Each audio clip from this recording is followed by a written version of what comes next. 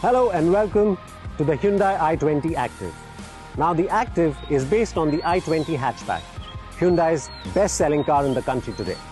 But the Active employs a recipe that other manufacturers have tried in the past. VW has tried it with the Polo, Toyota has tried it with the Etios Cross, and Fiat has tried it with the Aventura.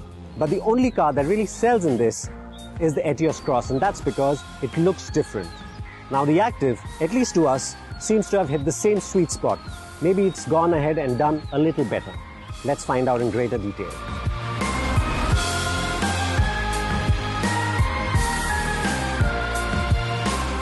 Now we feel Hyundai has done just enough to differentiate the Active from the i20 when it comes to styling. It gets a new front bumper, which looks more aggressive now. It's got these big, large fog lamps, it's got a pseudo skid plate, and even the headlamps have been changed a bit. These have DRLs and are projector type. At the rear, the tailgate is new. It also gets new fuel filler cap, which does look nice. And it's got these side body cladding to help you if you go through some bushes while trying to off-road. It also gets roof rails and a higher ground clearance, along with nicer looking wheels. But at the end of the day, the i20 is still a front-wheel driven hatchback, and which means if you try to exploit its off-roading ability, you won't get anywhere because it doesn't have any. Which means there's a lot of pushing and shoving that we need to do now that we've got it beached. So now the hard work starts.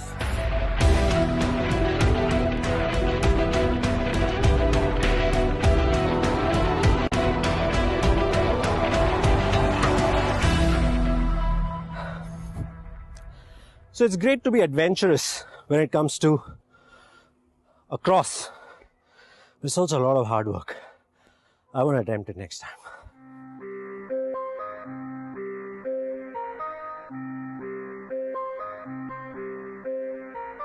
Now that we've told you what not to do with the Active, as in take it off-road, on the beach, on trails, let's now tell you how it is on the road.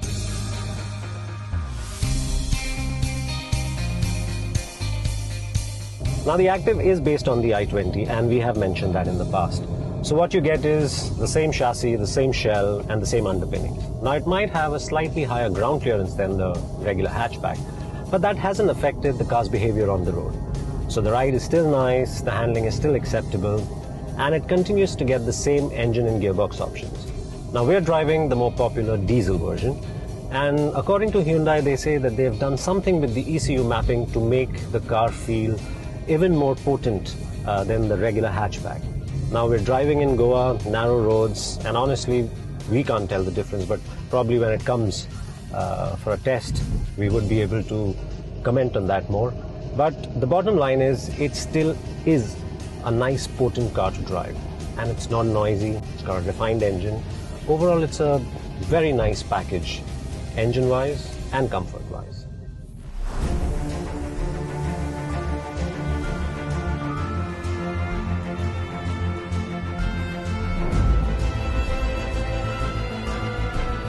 The underpinnings and the chassis of the Active is the same as the Elite i20, but the Active gets taller springs and more travel for its suspension. The good news is, Hyundai has still managed to keep the ride quality pretty similar to the Elite. So over poor roads, the i20 Active is quiet and pliant, and because of higher clearance, one doesn't really have to worry too much about bumps, gravel or dirt roads. The drivetrain, not surprisingly, is the same as the Elite 2. So this one, the diesel, continues to be powered by the 1.4-litre 4-cylinder 90 PS engine, which is mated to a 6-speed manual gearbox. There is no automatic option just as yet. This engine is a reasonably refined and free-revving one, especially for a diesel in its class.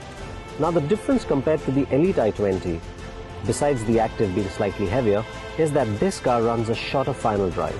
The idea, says Hyundai, is to make the Active feel peppier, to give it that sporty feel younger buyers crave for. As for us, we couldn't really tell, not without our V-Box. But what we can tell you is that the diesel does continue to feel decently potent.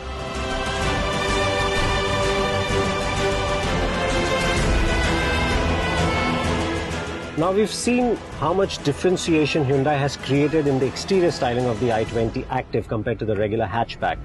But on the inside, the design remains more or less the same.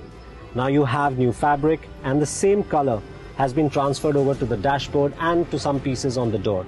And honestly, this blue just doesn't look very good. Now we're driving the silver car, so it's color coordinated with this blue. The brown color car has a different color interior.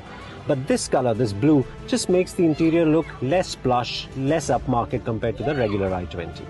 Now in terms of equipment, again, it's the same story. So now this is the top of the line SX version, and the equipment list is similar or identical to the Elite i20 top of the line.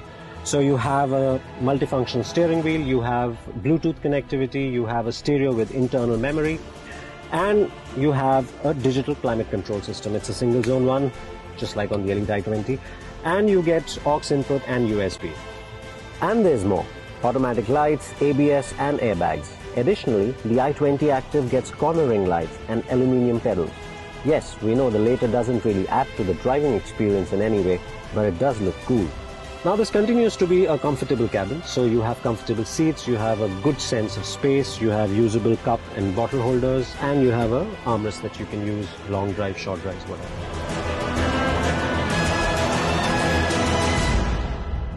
Now, like we said at the beginning of this video, that this recipe of taking a regular hatchback, putting on some body cladding, giving it nicer wheels, maybe slightly higher ground clearance, and a set of roof rails, and giving it a butch character is something that every manufacturer is trying. But not everybody's got it right. In case of the i20 Active, I think Hyundai's got it spot on. Not only is the Active a nice looking car, a nice butch looking car, it is based on a car that's already pretty successful, the Elite i20. So it's got proven mechanicals, proven engine and gearbox set, and proven service. So the question is, should you buy this over the current crop of crosses already available in the market? We think so, yes. Should you buy it over the Elite i20? Well, on that count, we're not so sure.